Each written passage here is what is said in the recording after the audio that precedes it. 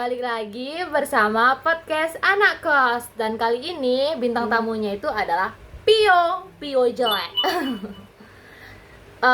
Jadi kali ini aku mau nanya-nanya Kak Pio tentang seputar kehidupan dia.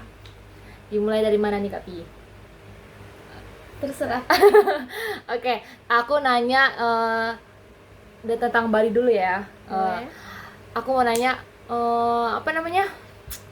hal apa yang buat kakak itu keinget sama Bali? Kejadian apa yang buat kakak tuh keinget sama Bali?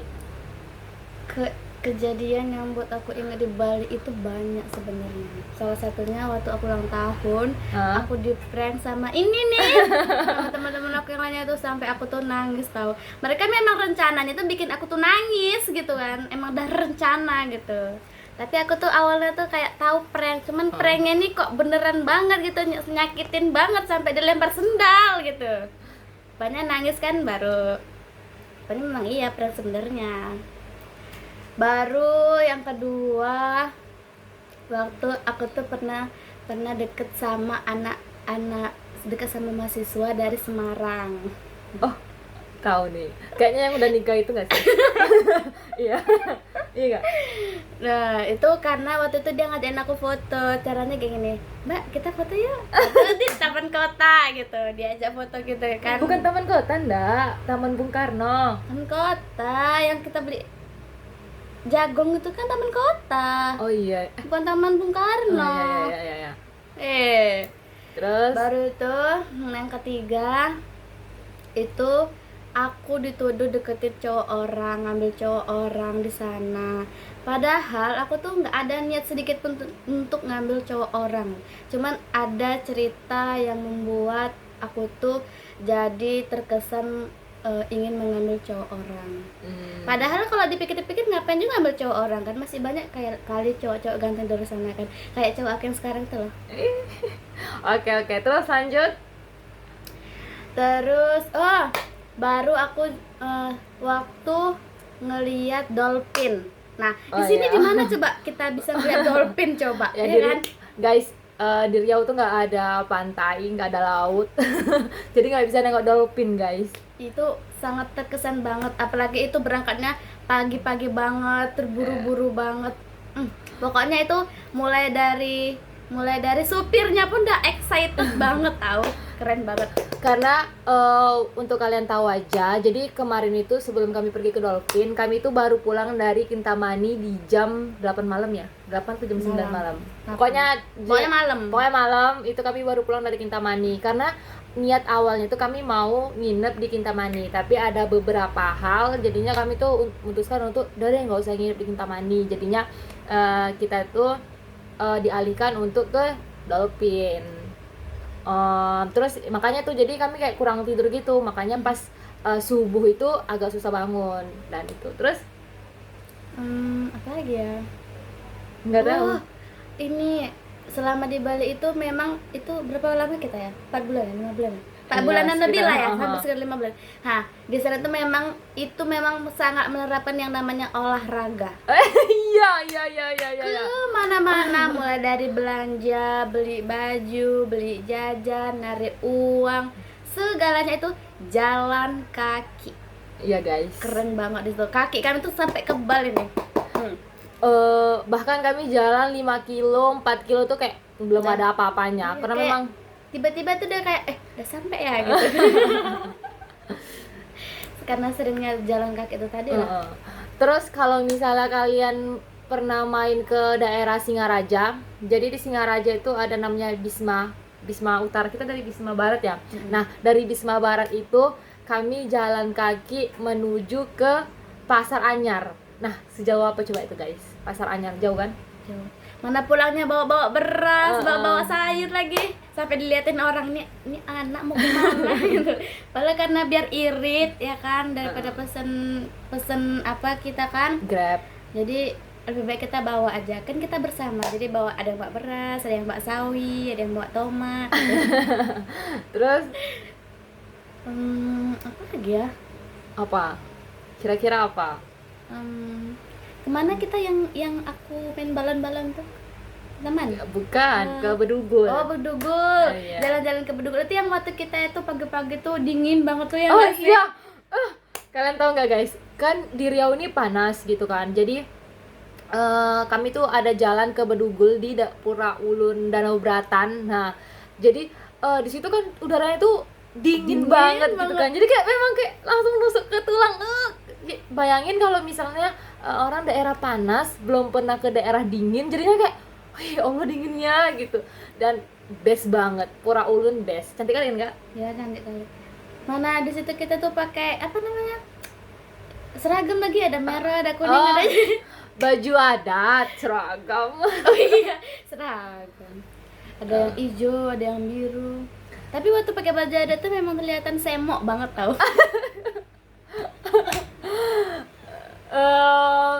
Yang kakak kesurupan nggak ingat?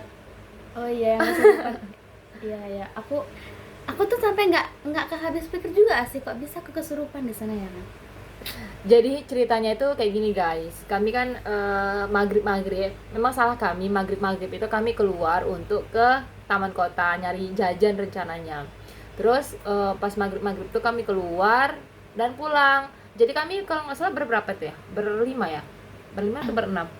Berenam orang, oh ya. Kami berenam. Terus tapi sebelum pulang itu kami bertiga, aku dan teman-teman aku nih mampir dulu ke warung untuk ada sesuatu yang mau dibeli. Terus Kak Pio ini pulang dengan 3 orang nih tadi. Pulang, terus pas kami sampai rumah Kak Pio ini Tunggu dulu, bukannya tidur. kita beli jagung bakar sih nggak sih? Iya, beli jagung bakar. Iya kan? Sesudah beli jagung bakar itu kan Baru kita jalan pulang kan? Ya. pas jalan pulang itu kan kita mencari karena aku ke warung dulu. Ke warung Iya, ada yang mau iya. dibeli. Dan setelah itu sudah tuh aku pulang, Kak Pio ini tidur. Aku tanya, Kak Pi, kenapa tidur maghrib? Sholat dulu gitu. Terus rupanya Kak Pio tuh nggak mau ngejawab, sakit kepalaku gitu. Nah terus pas aku ambil air wudhu, aku tanya, Kak Pi mau apa namanya? Aku buatin air anget atau gimana? Dia diem aja. Terus Kak Pi mau makan sekarang? Kalau mau makan sekarang aku gorengkan telur.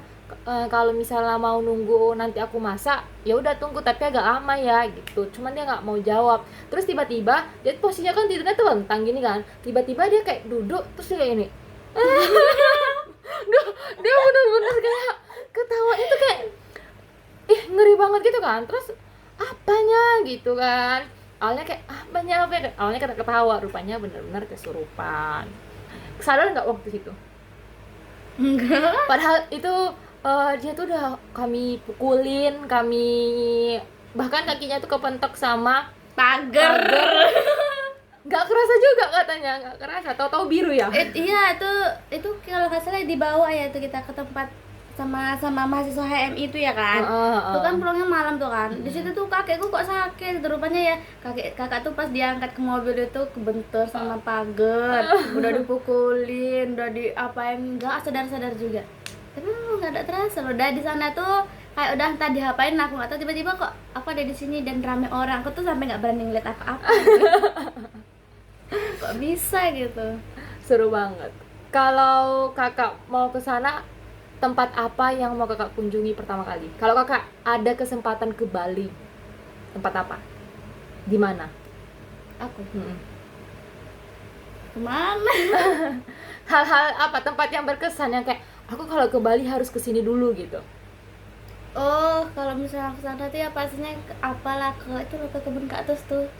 Oh, Kebun kaktus tuh loh. Di Tahu nggak sih Kebun ada yang Raya. namanya kebun kaktus? Isinya tuh kaktus semua tahu. di Kebun Raya tuh namanya. Ya kan, sampai-sampai ya ini loh, sampai-sampai yang Prof bilang saya sudah pergi ke sini. Ya Prof, kami udah duluan di sana. Iya. Pokoknya memang di situ mantep banget tempatnya, sampai Prof kami aja tuh bilang keren banget tempatnya di situ. Keren. Tapi sayangnya kami kemarin itu mau naik sepeda atau naik skuter gitu, tapi kehalang karena kami kehujanan. Jadi nggak jadi. Next kalau misalnya kita ke Bali, insya Allah mudah-mudahan ya kita balik lagi. Semoga kita bisa naik sepeda.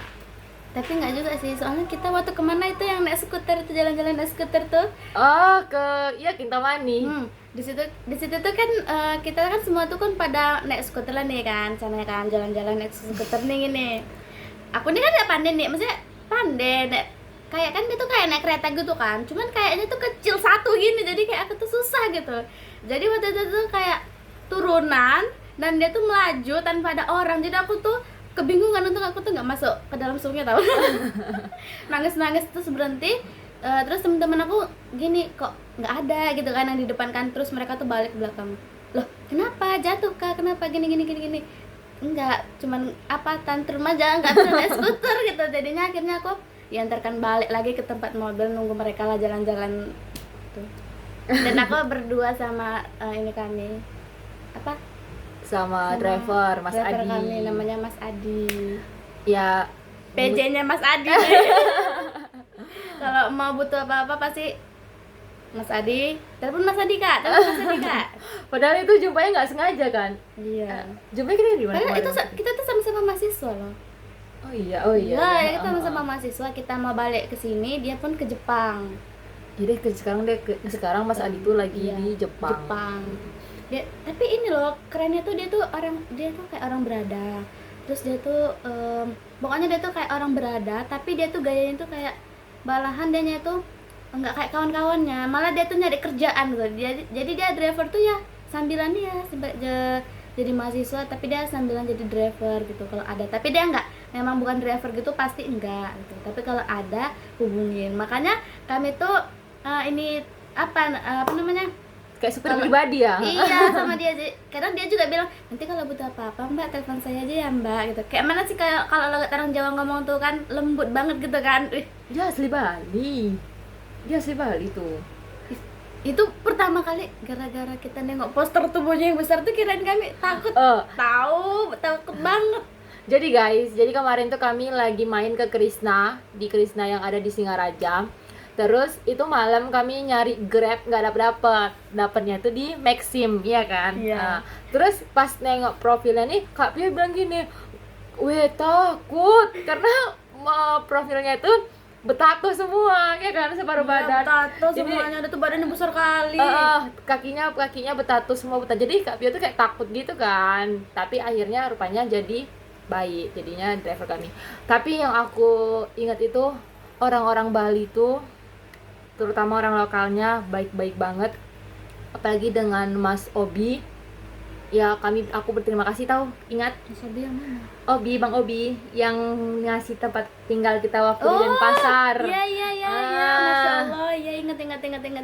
Jadi dia ngebolehin kami tinggal di rumahnya sekitar 3 hari atau 4 hari gitu, tanpa mau kami bayar sepeser pun. Dia karena kita itu orang baru kan, jadi dia tuh bilang nggak usah dibayar. Pokoknya dia tuh di situ emang udah di sini aja gitu. Dia kayak gitu, pokoknya tuh baik banget loh. Ya. Keren banget. Pengen ke Bali lagi nggak? Pengen dong. Mau sama siapa nih? Sama ayam. Terus apa lagi yang berkesan di Bali? Apa ya? Tempatnya aku akuin tempat di Bali itu, karena mungkin kami tinggalnya di Singaraja ya, jadi menurut aku lingkungannya welcome, terus lingkungannya baik, tetangganya juga ramah gitu kan. Kakak Sasmat, siapa sih nama kakak Sasmat itu? Yang gemuk ya? Iya, siapa sih? Ada yang gemuk, ada yang kurus ya? Enggak ingat. Tapi kalau aku pribadi yang aku rindukan itu adalah wangi dupanya. Jadi karena di sana tuh tidak akan pernah lupa tidak ada namanya dupa tuh, pasti ada di mana-mana. Ya, pas baru turun dari bandara. Pas baru turun dari bandara aja, itu udah kayak kecium banget dupanya. Harum apa nih, harum dupa. Rupanya pas di sekeliling itu kan ada dupa gitu, jadi kayak wangi. Dan di sini tuh kayak nggak ada wangi dupa, jadi kayak kangen gitu. Bisa aku pagi-pagi tuh wangi bunga, wangi dupa ya kan Kak. Jadi pengen aku sampai sekarang tuh kayak, masa sih udah nggak ke Bali lagi, masa sih udah nggak di Bali lagi kayak gitu. Padahal waktu yang mau ke sana tuh gini, lama banget sampai 5 bulan. Iya. Gitu. Pas mau pulang, besok kita udah pulang gitu. Itu saking nyamannya di sana tuh sampai nggak inget gitu. Yes. Dan kalian tahu nggak? Selain dupa di sana juga banyak yang namanya banyak anjing. banyak anjing. Di setiap rumah tuh pasti ada anjing. Tapi nggak nakal. Tapi dia welcome. Awalnya kami tuh terkejut karena di sini tuh jarang ada anjing jarang. Jadi pas di sana tuh ada anjing, awalnya takut. Tapi rupanya kayak ya udah dia baik, nggak ada jahat, dia cuma untuk penjaga rumah aja ya kan. Iya, walaupun mereka gitu, tapi mereka ini ketakutan gitu. Jadi kalau misalnya kita lewat itu pasti aku dulu di depan sebagai ngawal, nanti mereka lewat dari samping kan. Ada kos-kosan yang anjing galak di apa namanya ya, di Yang agak turunan itu kan. di rumahnya itu ada kayak peringatan gitu, awas ada anjing galak gitu. Tapi memang galak, kayak kita lewat aja langsung gok gitu. Dan tuh anjingnya nggak diikat loh di situ, makanya takut banget. Itu kalau lari itu beneran dikejar itu. Aku udah bilang jangan lari, kalau lari dikejar karena dia nggak diikat. Aku nggak berani kok. Sampai ya aku ingat gara-gara ada anjing itu ya, setiap gas habis aku yang disuruh pergi beli gas, tahu kalian. Aku tidur, Kak Pi bangun Kak, beli gas kita habis. Aku jalan nenteng gas ini kayak emak-emak tuh, nenteng gas sampai aku ujung karena ada anjing nih. Gara-gara ngantuk, capek, bawa gas lagi. Udah tuh pulangnya bawa gas yang berisi, tahu lah kan? Kayak mana? Kadang-kadang disapa sama orang sana kan. Aku pun jadinya kayak linglong gitu, disapa sama anjing itu pun aku nggak ambil lapen. Tuh gara-gara anjing itu aku selalu beli gas. Ya, tuh. Dan mungkin tempat yang berkesan itu karena orangnya juga guys. Jadi kami tuh waktu di sana, kami deketnya tuh sama 9 orang. Jadi 9 orang itu kami kemana-mana tuh bareng. Bahkan yang satu roti nih, kita punya satu roti, sanggup kami untuk bagi 9. Saking kayak solid banget gitu, kayak jarang sih aku nemuin kayak pertemanan itu di perantauan, pertemanan yang seperti itu gitu loh, ya kan Kak?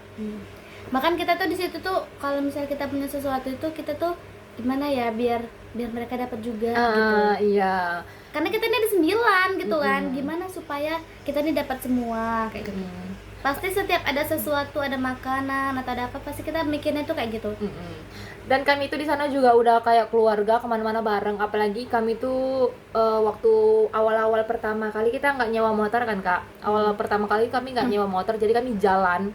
Jadi kemana-mana tuh memang ber9, ber8 jalan, kayak ngelewatin kemana-mana, ke pantai. Tiba-tiba aja nanti kalau misalnya malam ini kan atau sore jam 5 kayak gabut, yuk ke pantai yuk, ayolah yuk gitu. Nanti yuk ke taman kota yuk, ayolah yuk gitu. Apalagi kan apalagi aku sebagai mahasiswa matematika itu agak shock gitu kan, perpindahan dari kampus ini ke kampus sana. Jadi agak ada perbedaan sangat jauh, bukan jauh sih tapi ya ada perbedaan gitulah. Jadi kita stres di perkuliahan kayak ya udah jumpa orang ini tuh jadi hilang, stresnya tuh jadi hilang, kayak ketawa bareng lagi, bercanda bareng lagi kayak gitu. Dan kalau kalian tahu Kak Pio ini kalau jalan-jalan selalu merajuk, nggak tahu kenapa dia merajuk. Ya merajuk entah apa. Iya, soalnya nanti berantem dia entah sama Nia lah, entah sama siapa lah berantem. Aku biasanya ditinggal sama bebek aku. Siapa bebeknya? Bebek Pari. Kadang kan dianya dipanggil beb, dia pernah gini kasusnya gini guys. Aku tuh semua kawan-kawanku ini 9 orang nih, 8 orang 9 kan sama aku. Semuanya aku panggil beb. Jadi waktu jalan nih, dia nih di depan Pari nih. Terus aku bilang kayak gini, beb, oh beb, gitu-gitu nih kan.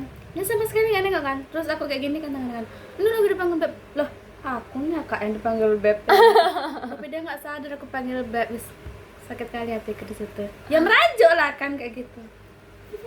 Dia suka merajuk guys. Bahkan kalian tahu waktu kami mau pergi ke Denpasar itu kami rencananya kami tuh nginepnya lama, sampai semingguan gitu. Cuman karena ada beberapa hal, jadi kami harus pisah. Jadi sebelum kami pergi ke Denpasar tuh kami tuh udah wanti-wanti sama dia, besok kalau di Denpasar jangan ada merajuk-rajuk. Dan iya guys, dia nggak merajuk. Tapi dia merajuknya tuh bukan kayak merajuk gimana, tiba-tiba kayak diamin orang aja, semua orang didiamin kayak apa sih awalnya waktu awal-awal kami apa sih Kak Pio, kenapa Kak Pio? Kan kalau karena kami udah tahu apa namanya, orangnya Kapio ini orangnya kayak gitu, jadi ya udah bodo amat. Jadi kayak ya udah, kau mau merajuk lah, sampai kapan kau merajuk kayak gitu. Ya udahlah, udah 20 menit juga. Jadi apa kesan dan pesan untuk kakak? Apa sih maksudnya? Apa pesan dan kesannya selama di Bali? Apa pesan dan kesannya selama di Bali? Pesan maksudnya ini pesannya mana nih? Apa ya? Nggak ngerti juga. Dia kali ini juga pesannya di Bali itu Kesannya lah. kesannya lah. Ya hanya orang-orang beruntung lah yang bisa ke sana. Bahagia waktu di sana. Bahagia banget. karena gini ya, bukan masalah tempat juga sih guys. Kalau masalah bahagia tuh, kalau bahagia itu tergantung teman. Iya. Ya, tergantung teman. Kalau teman kita tuh yang dianya tuh nggak sefrekuensi, itu nggak bikin bahagia, itu malah bikin stres. Ya. Tapi kalau sefrekuensi, ya kayak gini. Kami ini nggak deket loh, ya kan? Kita nggak deket kan? Kita nggak kenal kan? Enggak. Jadi awalnya tuh kami ber-21 dari Riau, ber-21 berangkat ke Bali. Terus nggak tahu kenapa tiba-tiba yang deket ini cuman 9 orang. Jadi 9 orang ini awalnya kami nggak kenal, dan apalagi aku sampai sekarang sampai pacaran juga, sampai cinlok. Jadi memang awalnya tuh pure nggak ini, bener-bener nggak kenal sama sekali. Aku nggak, bahkan kita sebelum berangkat kita sempet bertekak kan? Iya. Jadi sebelum berangkat itu aku sama Kak Pio tuh sempet bertekak masalah almet. Iya. Sampai aku ngomong sama temen aku kan yang satu prodi sama aku bilang gini, aku pikir Kak Pio tuh gede orangnya, ternyata orangnya kecil. Aku bilang kayak gitu karena dia tuh kok di grup tuh so baga gitu guys, kayak gitu. Jadi aku kurang suka gitu. Jadi pas jumpa orangnya kecil, ditendang sekali langsung pergi dia melayang. Dah, mungkin itu aja untuk mengingat kita selama di Bali. Jadi mungkin besok aku akan wawancarain siapa lagi ya di antara kita. Bude kalau mau ngomong deh.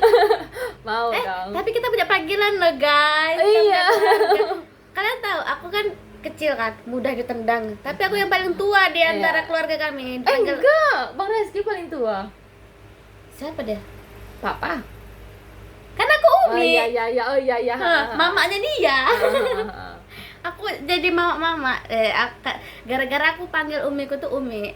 Jadi mereka ini manggil aku tuh jadinya Umi. Bahkan ada yang sampai sekarang manggil Umi. Aduh. Jadi kami tuh punya panggilan gitu guys. Kalau Kak Pio tuh dipanggil Umi. Terus ada yang dipanggil Bude itu Suji. Terus ada dipanggil Nia tuh Dede. Terus Om itu Fahri. Terus kalau Papa, Mama tuh aku dan Bang Reski. Iya, yang cinlok itu. Terus kalau Mami, Papi itu Kak Indri sama Bang Pino. Terus yang terakhir tuh siapa sih? Bule. Bule. Iya, itu Dini. Bule itu Dini. Gitu. Oke guys, mungkin ini aja cerita kita malam hari ini. Next kalau kira-kira siapa yang aku undang untuk ke podcast kos aku. Dah, bye bye.